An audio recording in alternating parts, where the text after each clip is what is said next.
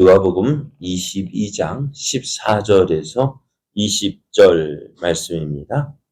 때가 이르매 예수께서 사도들과 함께 앉으사 이르시되 내가 고난을 받기 전에 너희와 함께 이 유월절 먹기를 원하였노라. 내가 너희에게 이르노니 이 유월절이 하나님의 나라에서 이르기까지 다시 먹지 아니하리라 하시고 이에 잔을 받으사 감사 기도하시고 이르시되 이것을 갖다가 너희끼리 나누라.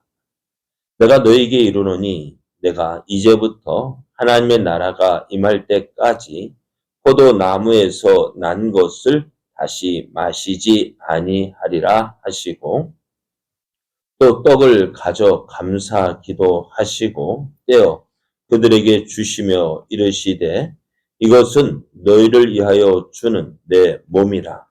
너희가 이를 행하여 나를 기념하라 하시고 저녁 먹은 후에 잔도 그와 같이 하여 이르시되 이 잔은 내 피로 세우는 새 언약이니 곧 너희를 위하여 붓는 것이라. 아멘. 할렐루야. 우리를 사랑하시는 하나님의 은혜와 사랑 안에서 새날이 시작되었습니다. 오늘도 우리를 사랑하시는 하나님의 크신 사랑이 하나님을 기뻐하여 하나님을 가까이 하는 여러분에게 풍성하게 임하여 오늘도 은혜의 날 되기를 예수님의 이름으로 축복합니다. 오늘 우리에게 주신 하나님 말씀을 통해서 예수님은 유월절을 성찬식으로 바꾸셨습니다. 예수님은 유월절을 성찬식으로 바꾸셨습니다. 이런 제목으로 하나님 말씀을 증거하겠습니다. 예수님은 유월절 어린 양으로 돌아가셨는데요. 이 사실을 말하기 위해서 누가는 유월절이라고 하는 무교절에 일어난 일을 기록하고 있습니다. 유월절은 어제도 말씀드린 대로 애굽에서 종살이 하던 이스라엘이 애굽에서 나올 때 하나님께서 애굽에 내리신 10가지 재앙 중에 마지막 재앙인 장자의 죽음이 일어나기 전에 하나님 명하신 일입니다. 하나님 모세에게 어린 양을 잡아서 그 피를 문설주와 임방에 바르라 하셨습니다. 그 피를 보고 죽음의 사자가 그 집을 넘어갈 것이라 했습니다. 이 말씀을 듣고 순종한 사람은 장자의 죽음을 경험하지 않았습니다. 하지만 순종하지 않은 사람은 장자의 죽음을 당하게 되었는데요. 그래서 결국 바로도 이 일을 통해서 하나님 앞에 굴복하고 내어 보내지 않겠다고 그렇게 고집부렸던 그 일에 이스라엘 백성을 애굽에서 내보내게 했습니다. 하나님은 이 일을 기념해서 유월절과 무교절을 지키라고 했는데요. 유월절과 무교절은 어떻다고 했죠? 유월절은 어린 양을 잡아서 그 피를 문설주와 임방에 바르는 날이고요. 그리고 이제 이 날을 시작해서 일주일간을 이제 지키게 되어지는데 그것을 무교절이라 했습니다. 예수님은 이 유월절이 가까이 오자 제자들에게 이 유월절을 지킬 날을, 지킬 장소를 지킬 것을 준비하라고 하셨습니다. 그래서 제자들이 어떻게 준비할까요? 물었더니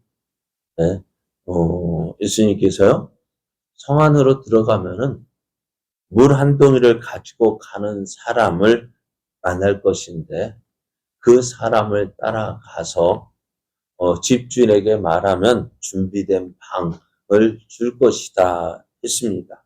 그래서 그 방에서 준비하라고 했는데요. 여러분 예전에 물동이를 가지고 물을 기러 가는 사람이 한두 사람이었을까요?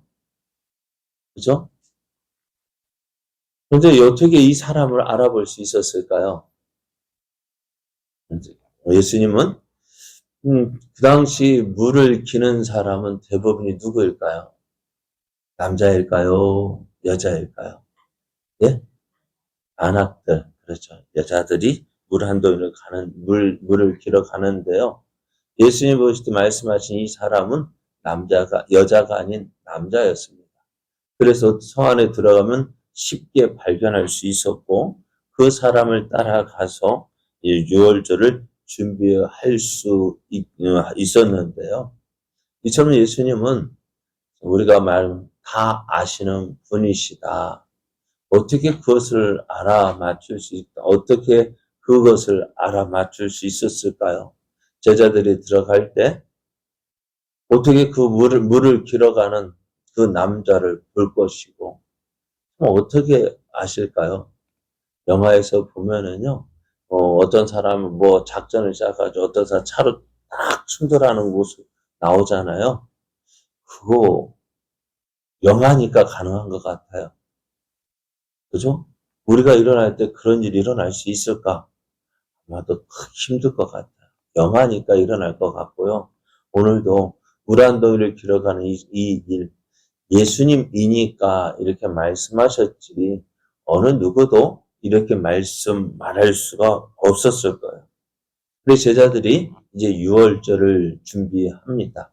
먹을 음식도 준비하고 장소도 준비가 되어졌습니다. 그래서 유월절을 지킬 때가 될 때, 사실 예수님은 이 유월절은 언제부터 지켜야 될까요? 유월절은 유월절은 예수님 미리 지킨 것 같아요.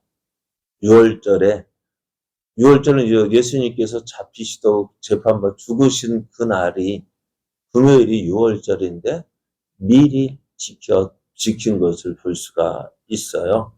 예수님은 고난 받기 전에 제자들과 유월절을 지키면서 그 제자들이 하신 말씀이 내가 너희들과 함께 이 유월절을 지키기를 원하셨다 말씀하셔요.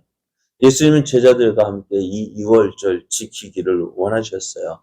무엇 때문일까요? 이 유월절의 의미가 무엇인지 또한 그것을 바꾸어 주시기 위함이었습니다. 예수님은 내가 너희들과 함께 이 유월절을 지키기를 원했다. 그러시면서요. 이 유월절을 지킨 후에는 어떻게 해요?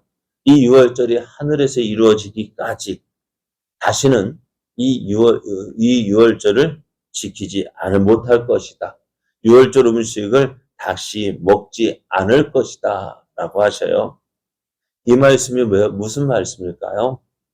또 계속해서 말씀을 보면 18절에 보면 내가 너에게 이르노니 내가 이제부터 하나님의 나라가 임할 때까지 포도나무에서 난 것을 다시 마시지 아니하리라 하셨어요. 유월절을 지키기를 그렇게 원하신 예수님. 그런데 오늘 이 유월절을 지킨 후에는 다시는 이 유월절을 지키지 않겠고 또 이 유월절 음식을 먹지 않겠다라고 말씀하셨는데요. 그 이유가 뭐냐? 이 유월절을 상징하는 것이 뭘까요?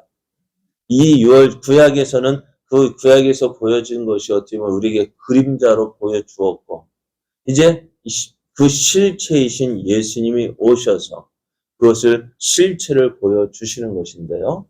유월절의 의미가 무엇입니까? 바로 유월절 어린양, 바로 예수님 자신인 것을 보여주시는 것입니다. 그래서 이 말씀은요. 구약의 유월절의 상징적인 의미가 폐지가 되어지고 신약의 성만찬으로 확대될 것이다 라는 것을 보여주십니다. 그리고 하나님의 나라가 임할 때 다시 이 유월절 잔치가 열리는데요. 그것은 유월절의 어린 양이 되시는 예수님의 그 혼인 잔치를 말하고 있습니다. 그래서 18절 말씀과 같이 내가 너에게 다시 이르노니 내가 이제부터 하나님의 나라가 임할 때까지 포도나무에서 난 것을 다시 마시지 않겠다고 하셨습니다. 그러면서 이제 예수님은 유대인들이 지키던 그 유월절의 모습대로 유월절에 음식을 드셨습니다.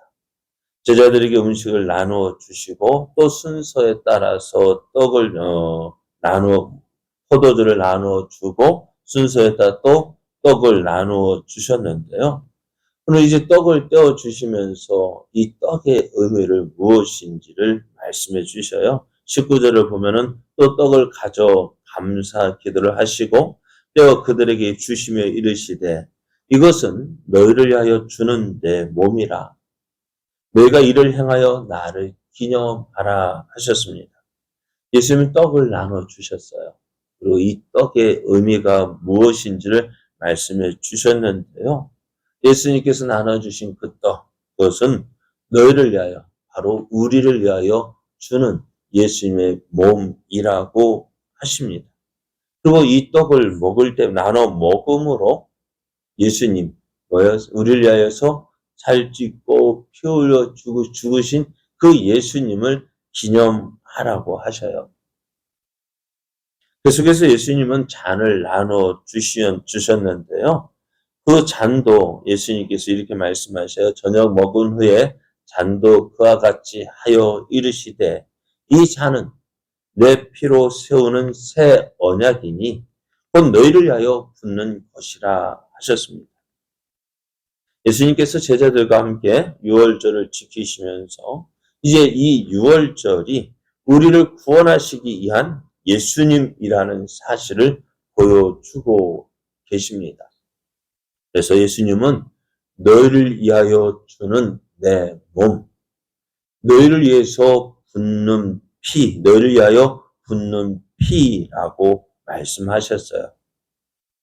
이제 유월절은 이스라엘이 애굽에서 나온 것을 기념하는 것에서 이제 우리를 위하여 피 흘려 죽으신 그 예수님을 기억하고 기념하는 것으로 승화가 되었습니다. 우리도 이제 지난 주일에 성찬식을 했습니다. 성찬식을 거행했는데요. 참 이 성찬식을 거행한다는 것이요, 성찬식에 참여한다는 것이요, 우리에게 이처럼 중요한 거예요. 예수님의 살과 피를 먹는 것입니다.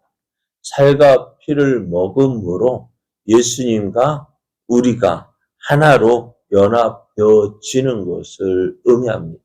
그래서 그 상을 먹는다는 것, 함께 그 음식을 먹는다는 것은 뭘까요? 내가 예수님과 한 가족, 한 몸임을 보여주고 있습니다. 그리고 나아가서 이 성찬에 참여함으로 우리가 그리스도의 고난과 영광에 동참하게 됨을 보여주고 있습니다. 그래서요, 이 성찬에 참여하는 것이 참 얼마나 영광스러운지를 우리가 기억하고요. 우리가 예수님의 주님의 크신 은혜와 사랑을 누리는 복된 삶이 되어져야 합니다. 이제 우리는 예수님의 몸과 피를 먹고 마신 사람입니다.